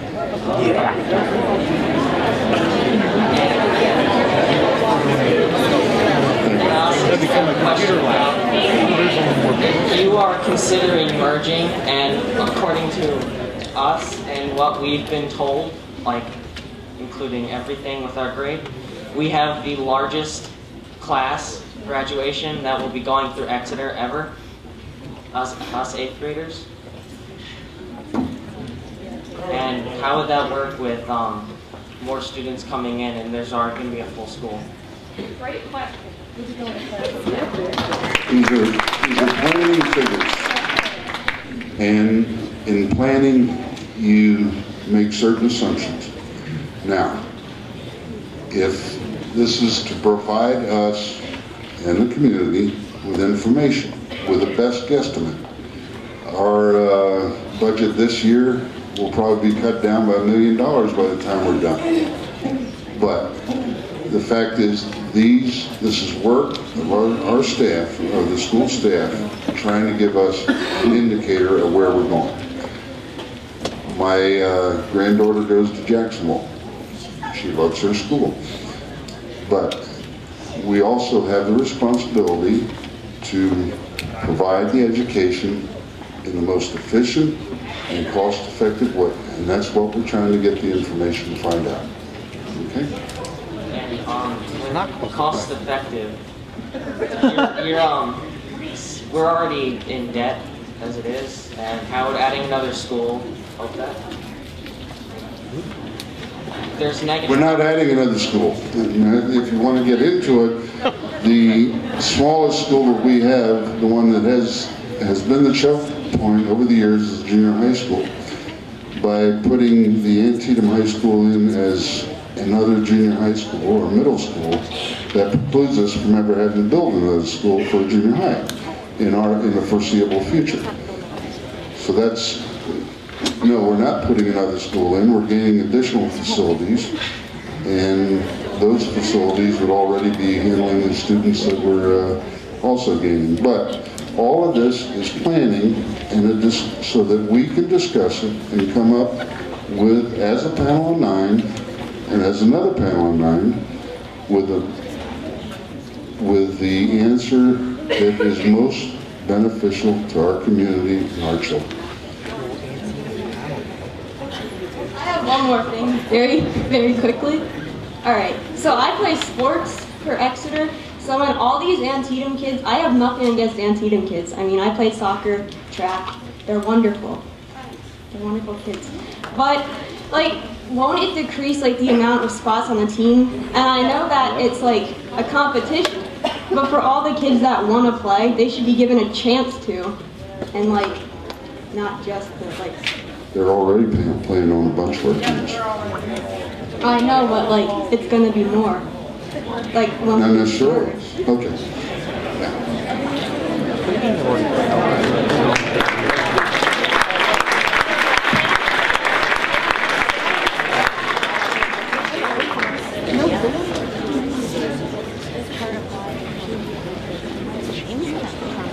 Ted Isselman, 5 Courtney Ray Circle, Exeter. We heard a lot about financial costs. There are a lot of other costs associated, emotional costs to closing schools, to moving kids. There's the strain on teachers. Am I on that list? I'm one of that 12. I work in Boone. Boone's in the paper all of the time. That's a huge strain on the district, on the employees. Morale is horrific when you have to lay off staff, when there's unknown. I would ask the board to be as transparent as possible with any steps that are taken. One piece that I didn't see, the numbers that are assigned to the different schools, I would guess that you had to do some redistricting. There's no information about redistricting and where students would go if they would move.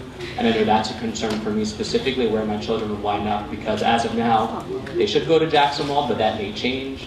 Has there been any thought to redistricting? Where do those numbers come from to determine the sizes for each of the elementary schools? One bar graph. Now, this was the business managers getting together on the recommendations of the superintendents. And that one bar graph that you saw in there indicated the number of students that would be in each school. No redistricting has been considered beyond those staff members. So that's just something that they threw it out. They threw out closing Jacksonville. Now those are decisions that haven't been made. This is planning stuff. Right, but I would ask that when those decisions are being made, that as much of that information is made. This whole process has gone under the public eye. There hasn't been one closed meeting yet.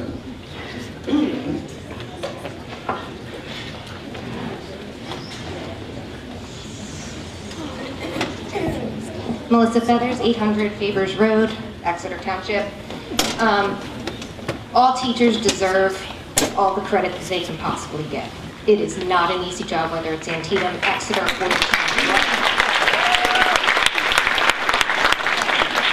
and I believe I can say that because I'm an educator. I'm an Exeter taxpayer, I'm an Exeter parent, and I'm an Exeter graduate. The numbers were off with the Watton Creek, but I'll tell you what, those kids at Watton Creek are getting one heck of an education. I am impressed. I mean, they are getting a great education. So I understand that in retrospect, there might have been some numbers off, but when you look at the kids that are coming out of that elementary school, you can do nothing but smile from ear to ear. If you want to look at being efficient and running things in an efficient manner, the Exeter Township School District in 2012-2013 was able to use an $18,588 district expenditure per pupil to achieve an 87.9 building level academic score. That is reflected in the teachers' performance evaluations. Antietam took $22,408 per pupil to achieve a score of 70.2 at the middle school level. That's a difference of 17.7. At the high school level, for the same amount per pupil, Exeter achieved a 90.1. Antietam achieved a 70.2. So as an Exeter teacher, to know that my performance scale for several years could be significantly affected is alarming. Additionally, the 12 teachers that could potentially lose their job. This economy can't afford for more people to lose their jobs. And what are the chances that those 12 people are also Exeter residents? Then you're not just affecting the schools, but you're affecting our community as a whole because they can't support their families if they lose those jobs.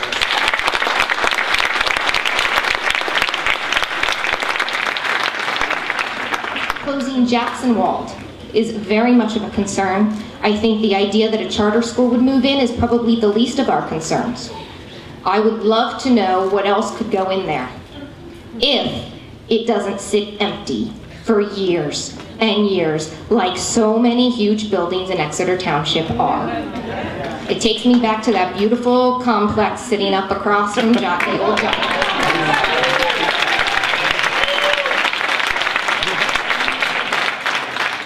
If Antietam genuinely just wants to merge with a larger school, they share an almost equal size boundary with Ole, who is very, very equal in regard to their building level academic scores, and they're also a smaller school. Maybe they would comprise a much better school district.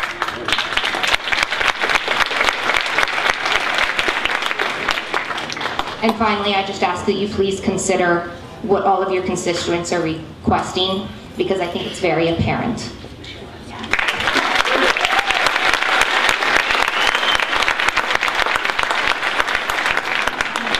I'd like to we'll shut this down at 9, so just to give everybody a fair warning.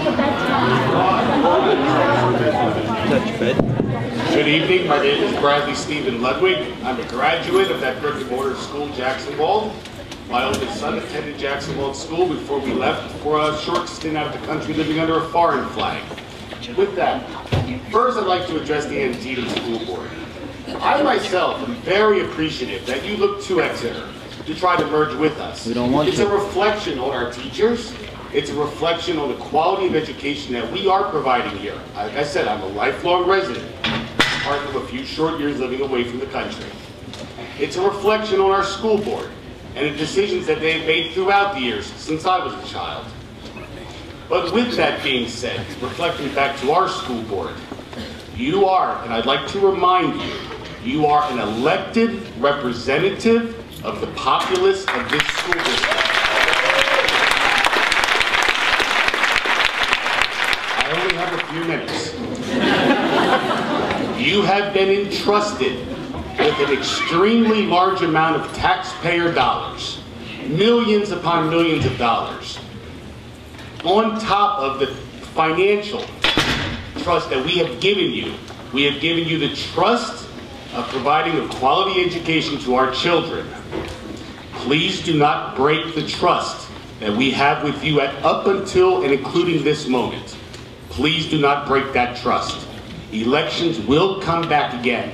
Thank you very much. Please think about this poor decision. There is nothing positive financially about this in any way, shape, or form, sir. Thank you very much. Thank you. All right, the young man in the green jacket, young lady, or the individual in the green jacket. You're the last man. All right? Okay. Hi, my name is Stephen Thomas at 3 Ravens Court in Exeter. I don't think there's anyone in this room that can argue that this is significant benefit for the Antietam, and this is going to be a significant benefit to the Antietam district and not so much for Exeter. Is there any way that the numbers could be made a little better without Antietam also getting a significant tax cut, while Exeter taxes are projected to increase at the usual 3% rate? The question was whether those numbers could be adjusted so far as the level of the taxes or any other numbers in there, and as I said, we just got this the same time you did, so now it comes time for us to analyze it and cut where we can and adjust it. So. And Bob, if I could address that particular thing that Bob just said. My name is Mike Gpina. I was appointed to the school board back in September. And one of the things that's frustrated me is the lack of turnout at our school board meetings as we address the exact same issues that you are all raising here tonight. I was going to ask the question, how many people in this room were at our school board meeting last week? But I already know the answer. 0. No, I was. One, okay? We are dealing with these issues 2 times a month in public meetings. We realize that we represent you. We realize that we represent you.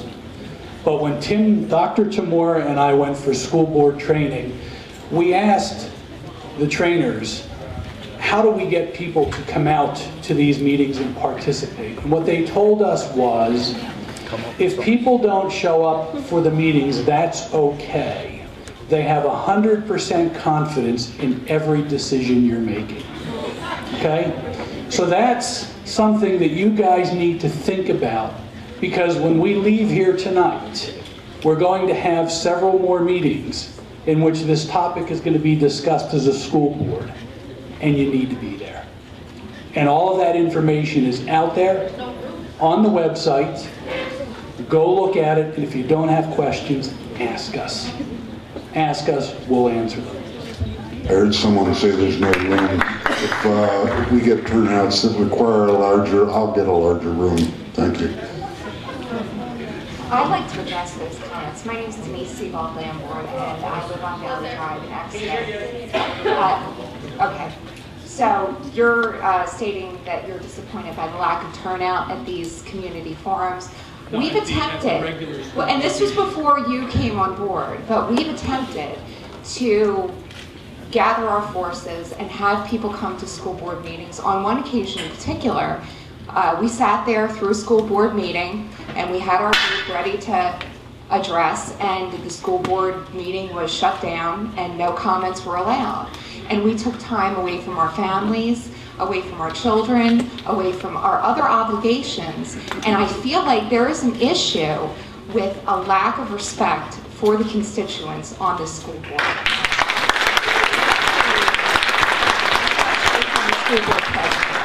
And it's very upsetting, and I feel that people are intimidated against being able to come up here and voice their opinions because of the hostility that these people are being met with by our own elected officials, and I think it's appalling.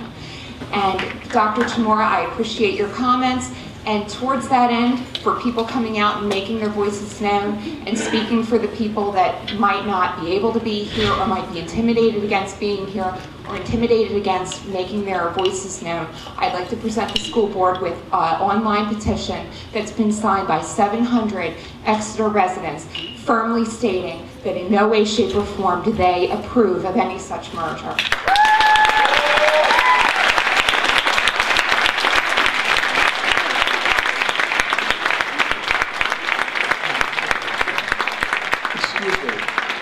Excuse me. I don't remember when you came to our meeting to talk with us and we ignored you, because there's always a time to interact, and we always have issues that come up, and we say, does anyone want to make a comment? And I know many times Linda Fote is in the office, in the audience, and she'll say, can I talk? And we'll say, sure.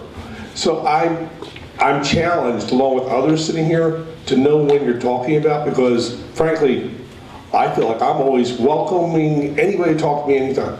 My friend right here. I mean, I'm sorry if we ignored you, because it was I wouldn't do it on purpose. Yes, and we were actually, Mr. Quinter said it was at the administrative building. There was a large turnout, and before anybody had a chance to speak, Mr. Quinter said, okay, this stuff's going to get a little boring and long. Nobody wants to sit here and listen to this, so we're going to dismiss you so you don't have to sit through this. Bye. I was there. We have video. Get up if you want to say something. All right, now. Thank you.